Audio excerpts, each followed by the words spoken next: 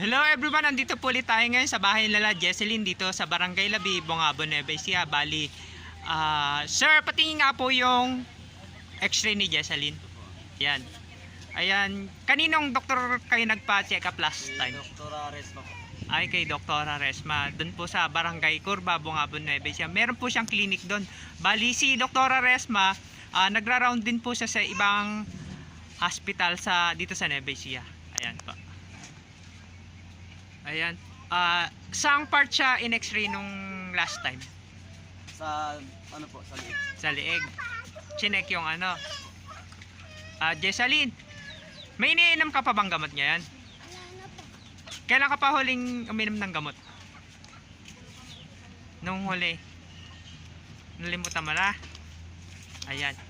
Bali, nagbigay ng tulong ulit si Ma'am Elsie para meron ulit ikaw pambili ng gamot.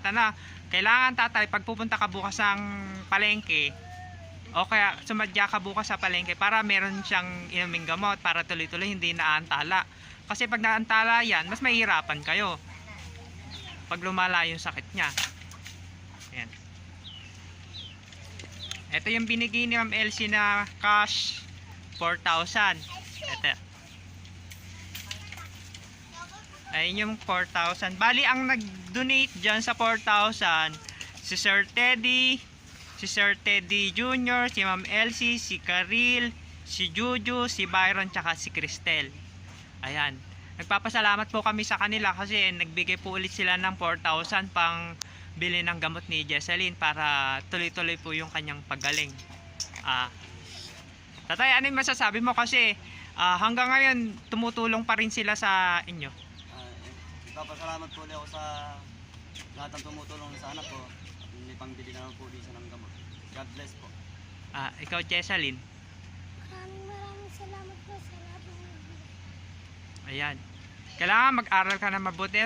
Tapos pag nagbiling ka ng gamot ni Papa mo bukas, uminom ka agad para mabilis kang gagaling.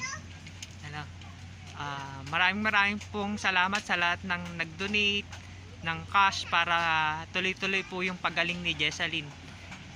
God bless po sa inyong lahat. Ingat po kayo palagi.